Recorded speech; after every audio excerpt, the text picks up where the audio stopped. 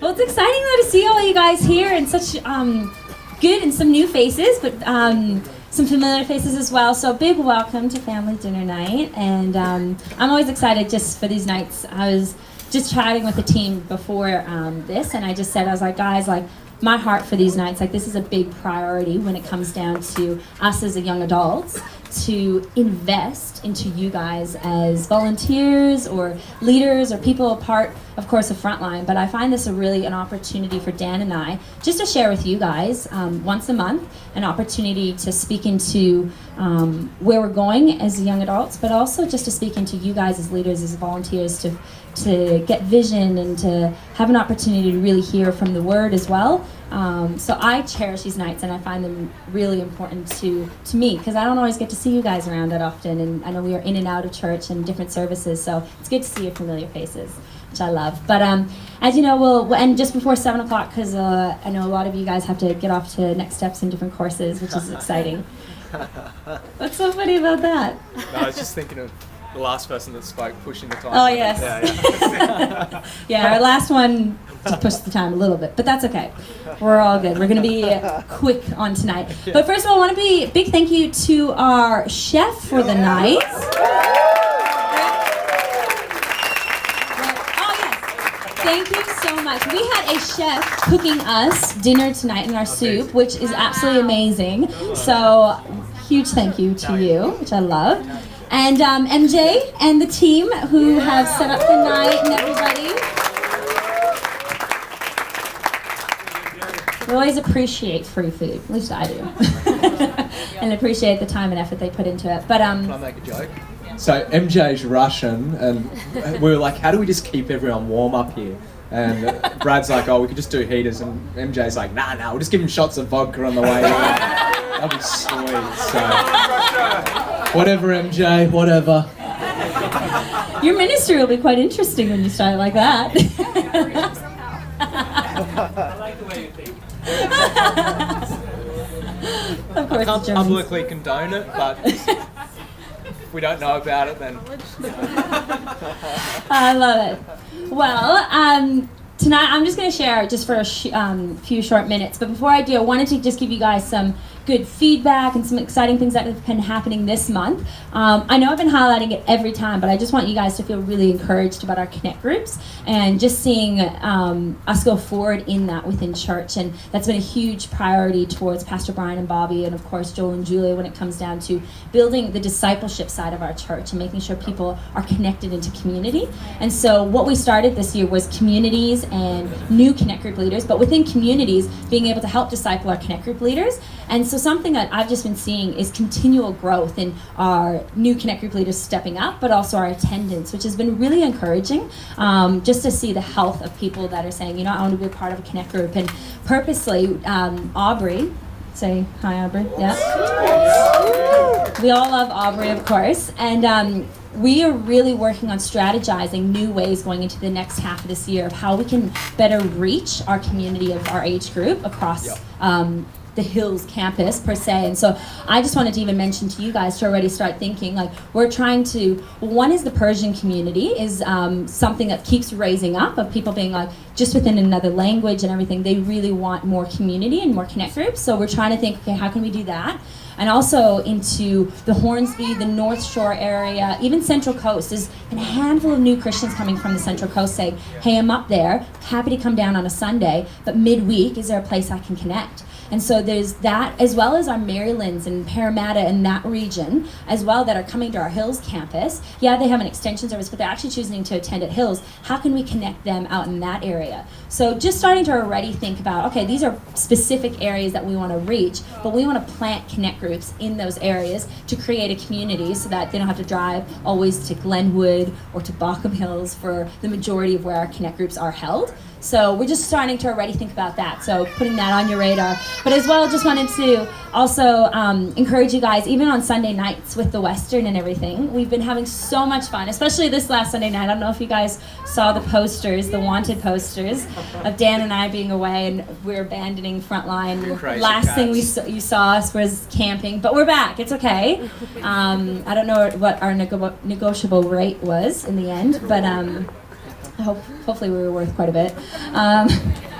But it's been fun, and just Sunday nights are just continually growing with great, and we're getting our communities involved as well. So like our different connect groups are just kind of pretty much what you're doing is just buying in and helping create a social atmosphere for people to connect on a Sunday night. So I want to encourage you guys. And where's Brad? Come on, Brad. Brad and the team are doing a fantastic job. Doing a fantastic job as well, just on a Sunday night. They're really carrying it. It's something that we've never done before, so we're pioneering again in new ways, which is exciting. So just want to encourage the team with that. And the Western, a few other ideas. We're going to be coming into World Cup, so we're going to do some different FIFA nights with World Cup and watching the games on the screen. We're going to do Christmas in July and other just fun themes across the West End on a Sunday night. It just creates, honestly, an opportunity for us to connect, so it'll be fun. I love it.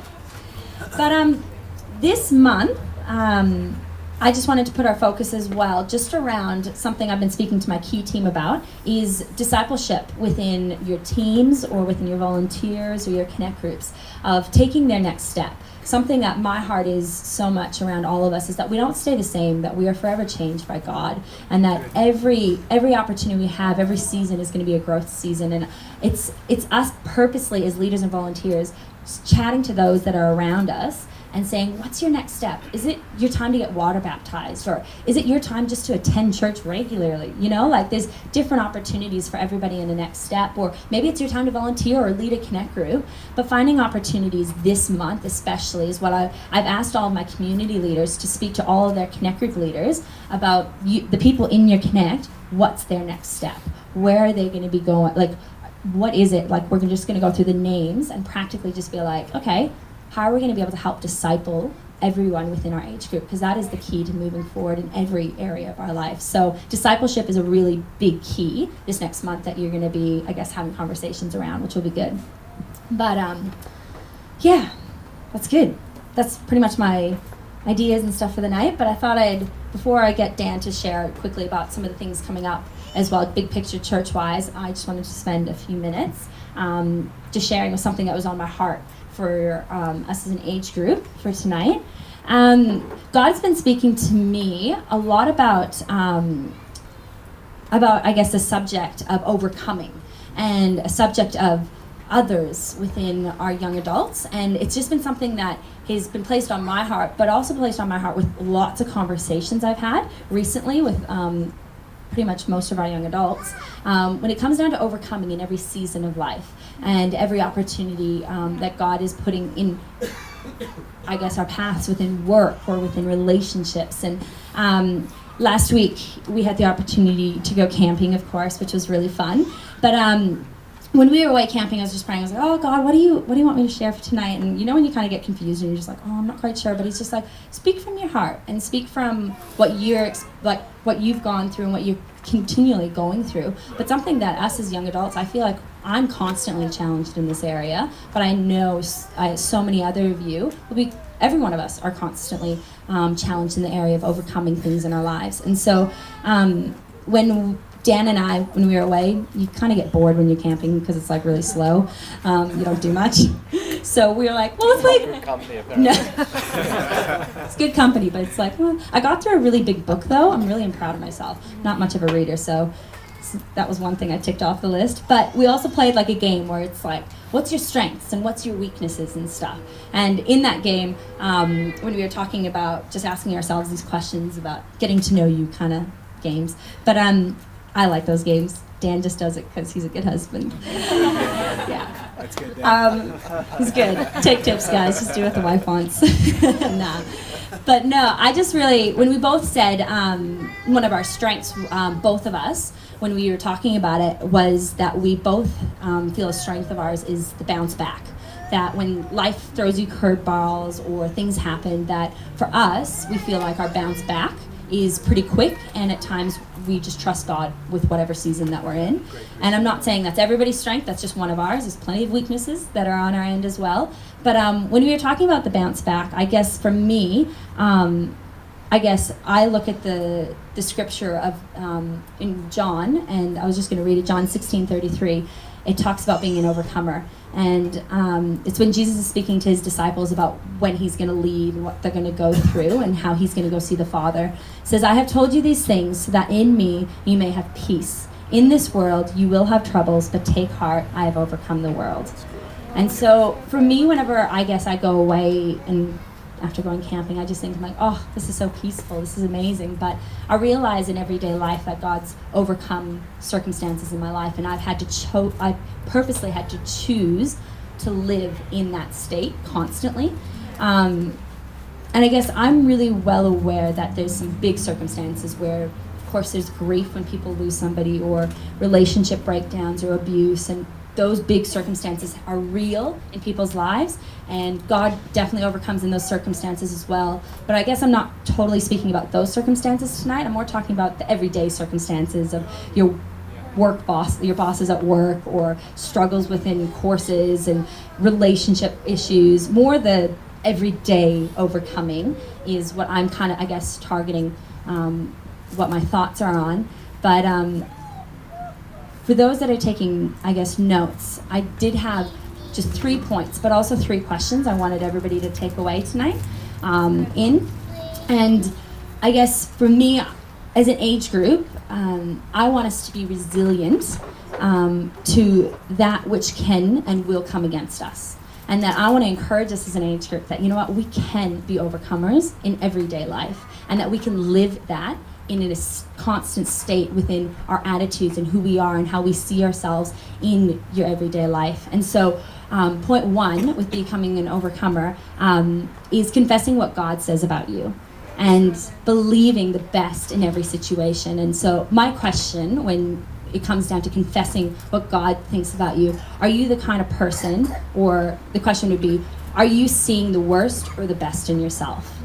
And if you first already think about yourself in the worst circumstances, or the worst about things that are going to happen, I want to challenge you, you know what? We need to believe the best in everything that God has spoken over our lives, and believe that, you know what, he has great things for you, and that there's not going to be things that there's going to be things that happen in life, but we need to continue to be the best that we know we can be. And I want to continue to encourage you guys to put scriptures over your lives, to encourage you guys to be believing what you're currently going through. I love catching up with different people. I caught up with Nikki just before this and had a great chat with her, and was just like, what are you believing for? What's going on in life? And just hearing her speak like promises and her speaking faith over her life is encouraging, but also is something that's speaking over her workplace, is speaking over what she's believing for. But I'm encouraging you guys, are you believing that best for you? And are you believing those scriptures? And something just to note is, I don't know if you've ever heard of it, it's something I grew up with, but it's called The Father's Love Letter. And it's I know it's targeted a little bit more towards the feminine crowd, but it has some amazing scriptures. And so if you guys don't know like scriptures, you're like, oh, what scriptures do I believe over myself? Just Google The Father's Love Letter, and it shoots off like 3 minutes of just scriptures speaking over your life and speaking what it's a whole letter God has written towards you, his child, and it's really beautiful. So I just want to encourage you guys, that's one thing that I've done in my life, to continue to confess what God has about me. Number 2, just quickly, is putting the right people in your life. Becoming an overcomer also means putting the right people in your life. That if you're not going to be putting the people that are going to speak faith and speak life into your life, they're just going to discourage you, and it's going to take the seasons that are massive down. And I think that's quite obvious. We already all know that. But I want to encourage us to prioritize those people.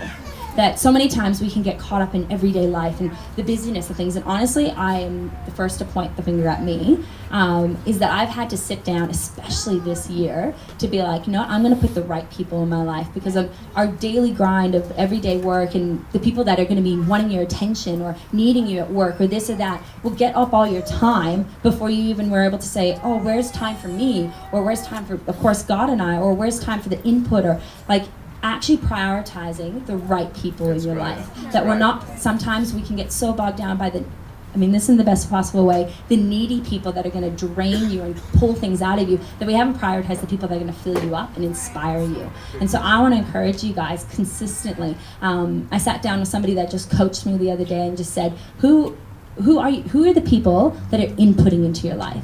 Who are the people that are just your friends? And then who are the people that you're outputting into your life? So for a lot of us, leadership or volunteer-wise, that would be your teams or whoever else might be in your Connect group or whatever. They're your output. But if you're continually outputting and not having any social, fun time, soul time with your friends, or if you're not purposely making sure you have leaders that you can, either are going to literally sit down with you, speak into your life, or you can they'll mentor you from afar. I know we have amazing people and pastors, of course, every Sunday that are on this platform that we can watch, and they'll mentor us from afar. But who are you specifically putting in your life that is just going to input into you? And so many times as leaders, I feel like we don't prioritize that, and somehow everything else in life has caught up with us and we become drained at the end of it. But you know what? We haven't made the right decisions to put the right people in our lives. So I want to encourage you guys to really think about that. And my question number 2 is, who are these people in your life? Who are the inputs? Who are your friends? And who are your outputs? And really are ready to thinking about how are we going to actually build you as a person in prioritizing those people. Sound good? Yeah. And one famous quote that we will all have heard is, show me your friends and I will show you your future. So let's make sure that we are prioritizing the people that we want in our life. Another thing that I wanted to share, just even on the people, just ideas that, for me, just examples. I remember when I came through Powerhouse, I came through a season where I was just like, I don't think I had that many friends. I have a lot of people that you hang out with socially at church, or there's people that you're like, yeah, we should do a coffee catch up, and that's great. But you're like, do I actually have friends? Like people that I would want to hang out with on a Saturday, not just have to go to another birthday party in a good way. But I came out of it, like I was just like, do I have friends? And I was like, I don't know. But I actually then started we kind of laugh, but it's funny. I started a thing called Once a Month Women, because we met up once, we still do, meet up once a month, and we hang out on a Saturday morning, grab breakfast together with a bunch of girlfriends, where all we do is sit and chat, and we ask each other, how was this month? How are you going with God? And literally, it's soul time. It's completely refreshing for me. And I know other guys, like, they'll love their sport. Like, for them, going to play sport with a bunch of males, or watching Ultimate Fighter, which Dan loves to do as well. That kind of stuff, like, there's all the various things, but you have to be purposeful, and I had to raise that question. Okay, I need to be purposeful in making sure that happens. And even in relationships, for Dan and I as a married couple, we prioritize every year to do one thing that's going to build our marriage. Like last year we did Alpha Marriage, and it inputted into us. Or the year before that we did like a 30-day devotional, where it's like every day you're talking to each other and asking questions or whatever it might be. But we're looking at ways for us, if we don't prioritize us in regards to our holidays, like beginning of this year, we already set up when our holidays were going to be this year, so that we knew the high seasons and the low seasons, so that we made sure we prioritized making sure we are healthy and our soul was healthy, so that we continue to make our year great. And so I just want to encourage you guys, like, make sure you have a Sabbath. I think that's the biggest thing that we can always encourage as pastors, is making sure you have a Sabbath, a day off, day of rest is huge. But these are all just practical things, but I want to encourage you guys when it comes down to relationships. They're very important. That's great. And then thirdly, the last thing before I finish up is becoming an overcomer. It comes down to trusting God. And when it comes down to all else, you've done everything, you've tried to prioritize the right people in your life, and you're putting the scriptures in place, it comes down to trusting God. And something that I grew up, just with the memory verse, always in my heart was, trust in the Lord with all your heart and lean not in your own understanding, but in all your ways acknowledge him, and he will direct your path straight. And for me, that's something that has been a foundational core of my life. And so when things have shaken you to the ground a little bit, this and that, I've just been like, no, I'm going to trust God, and the bounce back is going to be great, and God's going to show up, and honestly, he has not failed me yet. And anytime I can be like, oh, this was a tough season, or this or that, I've come through even stronger. And as a woman of God, that's going to be like, I'm going to keep believing and knowing that my faith is going to be an overcoming faith. So I'm believing for that, and believing that over each one of your guys' lives, and just want to encourage you with that. And trusting God, question 3 is the last one I wanted to say before I go, is, when was the last time you sat down and reflected on your season of life with God, and away from everyday life, but you just reflected on where you're at and what God's taking you through at the moment? because I think sometimes we don't always sit down and trust God and reflect, but taking away those moments. I know at the beginning of this year, actually, I went to like a monastery, like way out the way, just to have like a whole weekend off away, where it was just reflecting on God. It was just, it's like a silent kind of place. You don't talk to anyone. And you just sat there, and I just reflected on, okay, God, what are you going to speak to me in this year? And I want to encourage you guys, make sure you're having times where you're just going to sit back. If it's you as a couple, for Dan and I, we do that, but also you as an individual, making sure that we're reflecting on what God's speaking to you, so that when it comes to these seasons of highs and lows, that you're going to be able to trust God and know that He's with you. Brilliant. Love it. Well, thank you guys.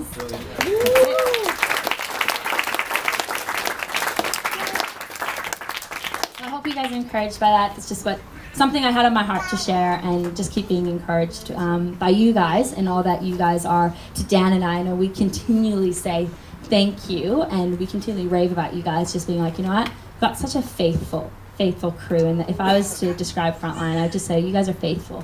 You're lovers of God, lovers of people, and just such a strong testimony to so many. And somebody like, I always love Noah over here, Noah Tranter. At the beginning of this year, he was talking about his community, and what he said, he's just like, I want to be the kind of community leader that when we're 60, we're still solid and friends and loving God together. And he's like, I'm here for the long haul. And that's one thing that encouraged me, is believing that for each one of you guys, and just your relationships, your areas of life that you're living, your work, everything that you're flourishing in. So I'm encouraged, and I want to keep encouraging you guys to do that. That's good.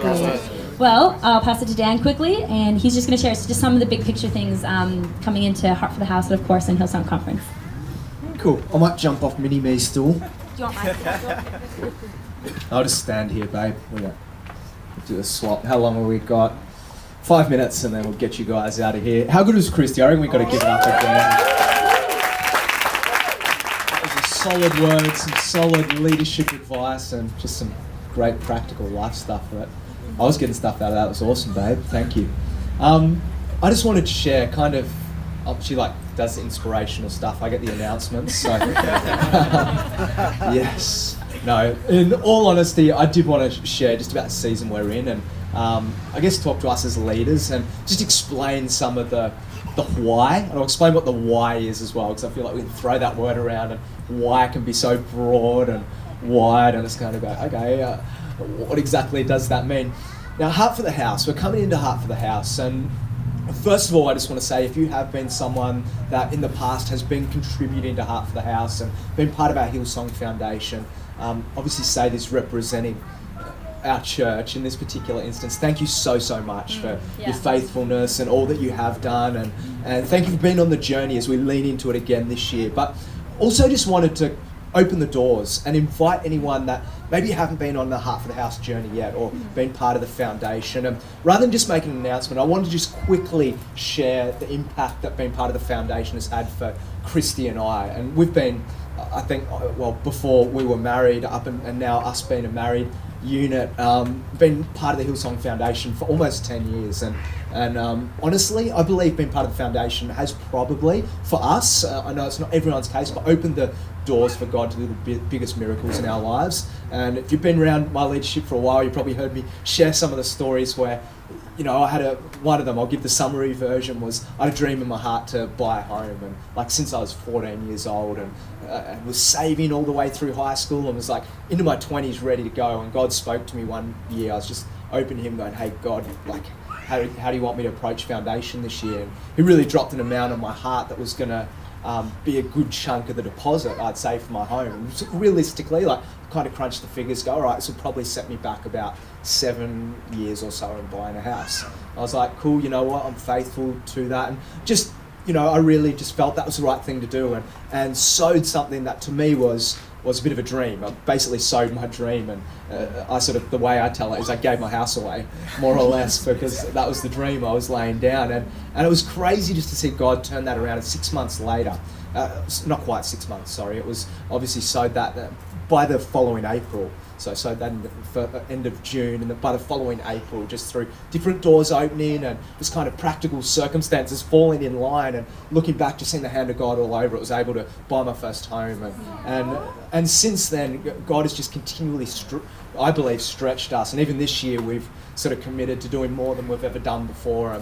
And I've honestly, we hear it said, and I kind of have to test my faith each time, but you cannot outgive God.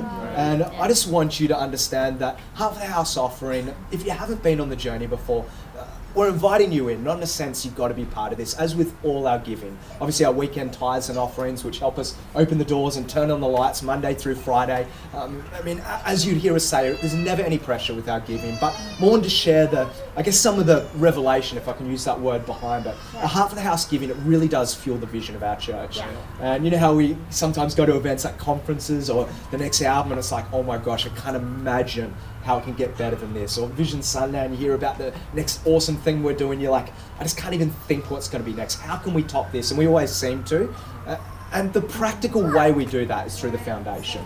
And I would really encourage you guys this year to please inviting you in on the journey. And if your RSVP is yes, hey, I'm in, I'm ready for taking the faith step, really commit it to God and commit it to prayer and can believe that God can do a real miracle in your life. So please don't, as we enter this season, I'm speaking to us as a leadership body, don't enter this season thinking this is just Heart for the House, it's an event, it's another Sunday, it's kind of the thing we do before conference, but really see the power in it for, yes, our church, and collectively something special is going to happen, no doubt, but also for your lives. And be up for the stretch, be up for the adventure. For us, giving is an adventure. So it's kind of this, we've given a lot, God, maybe this time we have outgiven you, and then God, in the crazy way that he does, comes around and he is faithful. And that's not why we give, by the way, but it kind of adds to the adventure of it. We give because we love him. We believe we're called to build this thing. And it's a joy. It honestly is a joy to us. So really want to engage your hearts with Heart for the House. And let's remember every single thing that we do, every initiative. And